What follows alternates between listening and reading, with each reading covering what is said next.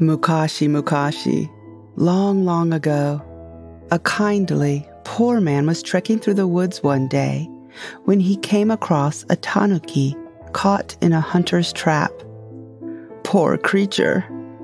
He immediately freed the animal and then watched it scamper off, hoping it would be okay. A short while later, in the middle of his path was a splendid cast iron teapot, a chagama. Strange, no one was around. It was a magnificent thing, but left out here it would rust. So he took it home. Then something else weird happened. He found he had a strange affection for the inanimate object and wanted to keep it. But it was much too lavish for the likes of him. The man was nothing if not poor, kind, and self-aware. He decided to gift it to the head monk of the local temple. The monk was impressed. Such an ornate, heavy iron kettle. He decided to use it right away. He asked the poor, kind, self-aware man to please stay for a cup of tea. The man said yes and thought it really was his lucky day. The monk then filled the chagama with water and placed it on a bed of hot coals while he prepared the tea leaves. But almost at once the kettle began to sweat, then tremble, then scream. What? The two men rushed over to see what was wrong. When suddenly, out popped a tail, a head, and 4 legs. A tanuki. Well, half a tanuki. The body was still an iron kettle.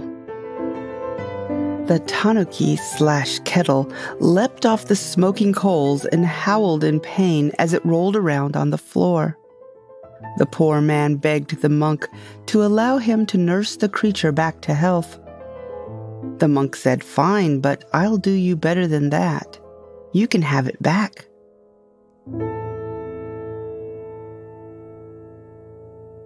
The poor man then cared for the tanuki/kettle, learning, as you and I have already figured out, that it was the tanuki he had freed from the hunter's trap.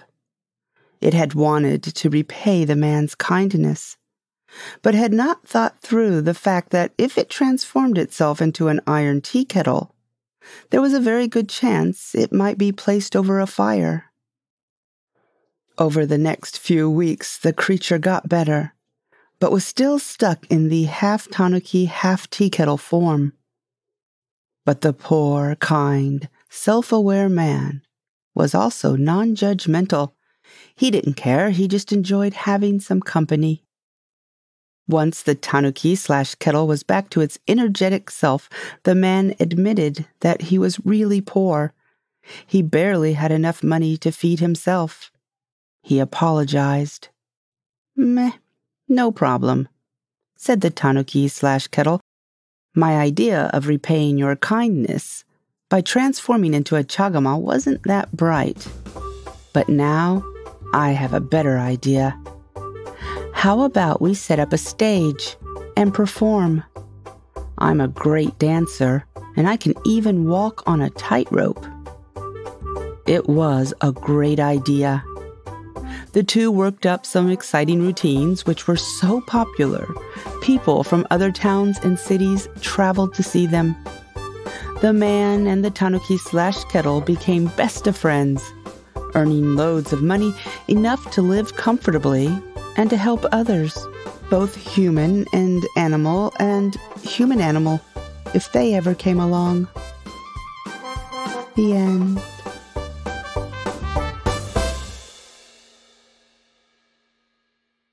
There are many versions of that story called Bunbuku Chagama in Japanese. That is an extremely abbreviated and extremely my twist on the old tale. You can find other versions online if you'd like to see what they sound like. It might be called the Accomplished and Lucky Tea Kettle or the Wonderful Tea Kettle in English. For new patrons and wannabe patrons, there's another one of my versions, longer than this one, It's up on the page if you look through past bedtime stories. I think it's number 35. Anyway, I told you that little story to introduce you to today's magical critter. You guessed it, the Tanuki.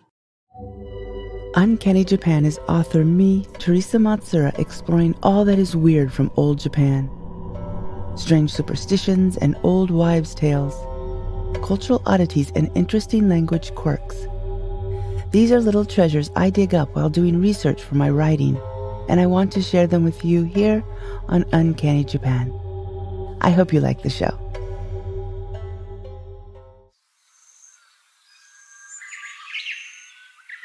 There is so much to say about the Tanuki. It's one of the reasons I haven't done an episode on them before. Another reason I haven't addressed these furry creatures is that I feel it's one of the better-known beasties in Japan, both the magical and real versions. I like to introduce you all to more obscure parts of the culture, so I wasn't sure if I could find anything new about this fluffy little guy. But I was wrong. I dug up some stuff I never knew and have never heard mentioned before in English, so this should be fun. But first, for those not in the know, a tanuki, sometimes translated as raccoon dog, does look something like a raccoon, but it's not. It's actually more dog than raccoon. They do have a mask, though, and some combination of gray, black, brown, silvery fur, long tail, and pointy nose. They're quite cute. It's not entirely unheard of to find some very badly taxidermied ones displayed in restaurants, inns, or even sold at thrift shops. I've seen a handful of those in my time here, as well as real ones prowling around at night. I've never seen a wild fox, by the way. Speaking of foxes, tanuki, like the fox or kitsune, are both real animals and mythical creatures. Or are they real animals who are also magical, but they're just hiding it? That could be true too. Anyway, today I'm going to talk about the bake tanuki. Bake meaning to change or transform. The bake tanuki is a kind of yokai and can be found all through Japanese literature and art. They have also gone by the names mujina or mami, although these two words could also be referring to different but similar-looking animals, like the hakubishin, which is actually a kind of civet. In the Kansai, or the western area of Japan, they were sometimes called mameda, being tanuki, while up north, especially in the Iwate and Aomori areas, they were referred to as kusai. Listeners who speak Japanese might be giggling right now because the word kusai sounds suspiciously like the word to stink or reek. And you'd be right. There was something called kusaitsuki, being possessed by a kusai. When you were taken over by a tanuki, you became very lax with your hygiene and refused to bathe. As you can imagine, your smell became unbearable. Hence, you must surely be possessed by a kusai, because you stink. In order to rid yourself of this tanuki possession, you had to drink ohaguro. Ohaguro is an iron tea vinegar paste that was used by women back in the day to paint their teeth black. It was also quite smelly. So somehow this smelly thing removed the other smelly thing, and the tanuki or kusai would leave your body. The tanuki has been around forever and was written about way back in the Nihon Shoki, a text that came out in the 600s. There is a little poem that says in the second month, the tanuki came out in Mutsuno Kuni, which is up in northeastern Japan, where, the poem continues, they turned into humans and sang songs. And that's a nice segue into what our mischievous varmints can do. I mean, besides possessing someone and preventing them from bathing, that is. Well, they can shapeshift for one. And they're quite adept at it. They do it by making cute ninja-looking hand mudras, or placing a leaf on the top of their heads. And poof, they're a person or another animal, a sheet of cloth, or even a tea kettle, as we saw earlier. While foxes tend to turn into alluring women to lead you into temptation, Tanuki usually become monks to play pranks on you. Tanuki may be tricksters, but they're not malicious, really. They just enjoy a good joke at your expense. They carry their own container of sake around because they enjoy drinking. If they happen to run out of booze, they might buy some from you. But after they've staggered off, you'll notice the money you were paid is really just a handful of leaves. Tanuki also have big round bellies that they enjoy thumping on, playing little tunes. If you remember back in episode 35, Nana Fushigi, 7 Mysterious Things, I talked about the Edo Nana Fushigi, 7 strange occurrences in Edo. One of them was the Tanuki Bayashi, when at night you'd hear some raucous festival music, drums, flute, and you'd follow it through the forest, thinking it was some kind of celebration, only to learn it was a tanuki or several tanuki leading you astray. But despite all that, tanuki are considered lucky. Now for the part of tanuki lore that everyone just loves to talk and giggle about, their boy parts. Seriously, whenever you see depictions of them or sculptures you find in gardens and out front of restaurants all over Japan, in ukiyo-e or manga and anime, it's hard not to notice their elephantine testicles. Yes, they may be silly and outrageous, near obscene to some, but they're also lucky and useful. I will put some of the more lively and funny ukiyo-e prints up on the Uncanny Japan website so you can see all the amazing things they can do with their ridiculously endowed scrotum. For example, they can use them for a hat, a blanket, a net, a boat, or how about painting a face on them and dressing them in a nice kimono to pass them off as a friend. I kid you not. And I remember just loving how cool everyone here is with this. Children even have a rhyme that they sing about how they swing back and forth even though there is no wind.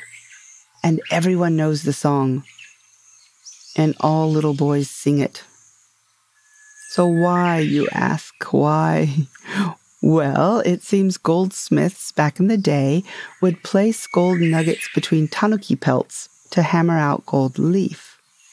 I'm probably wrong, but perhaps the word association goes something like this. You think of a tanuki, you think of gold, right? Because of the goldsmiths. Those golden nuggets are veritable golden balls, or kintama in Japanese. But kintama is also the word for testicles. So it kind of all fits together. Okay, I'll end today with a couple of tanuki sayings. The first one is tanuki neiri, to sleep like a tanuki, which when I was a child, my grandmother in Mississippi would say playing possum or pretending you're asleep. It's kind of the same thing, just a different animal, but close. Tanuki neiri, to fake sleeping. The second one is toranu tanuki no kawa zanyo. Basically, someone who counts or calculates their tanuki pelts before they're caught. Yep, you guessed it. It's like counting your eggs before they're hatched. Toranu tanuki no kawa zanyo. And last, kitsune nanabake, tanuki yabake. Literally, foxes can change form 7 times, tanuki transform 8. It's not literal, of course. It just means that tanuki are more skilled at shape-shifting than foxes. Kitsune nanabake, tanuki yabake. So there you have it, the tanuki. The furry dog-raccoon animal walking around on 2 legs, a bottle of sake in one hand. They've been around for hundreds of years, creating mischief playing hypnotic tunes on their fat bellies, and being creative with their enormous scrotum. And if they sound familiar, you're right. They're all over Ghibli's movie, Pompoko, and in Animal Crossing, you'll find Tom Nook. Tanuki. It's very clever. And there's also Mario's flying Tanuki suit. I will leave you here today. Remember to be kind to animals and people and strange objects you find in your path, because they might just be a Tanuki in disguise, either trying to repay your kindness or wanting to trick you by pawning off a paw full of bills that turn into leaves later. Also, it's probably not a good idea to accept any hats, blankets, or nets they may offer you. And whatever you do, don't get into that boat or touch any friend they happen to introduce you to. Ew. Thank you all so much for listening to today's show. Thank you especially to my patrons who make this possible. I will talk to you all again in 2 weeks. Bye-bye. You've just reached the end of another episode of Uncanny Japan. Perhaps you'd like more. A monthly folktale translated and retold by me. The occasional binaurally mic'd soundscape like the ones you hear on this show. Or recipes, behind-the-curtain episodes, homemade postcards, and more. If you're interested in that or supporting the show in any way, please search for Uncanny Japan and Patreon. We've got a wonderful group over there. Thank you again for listening, supporting, reviewing, and telling your friends about the show. My name is Teresa Matsura, and I will talk to you again soon.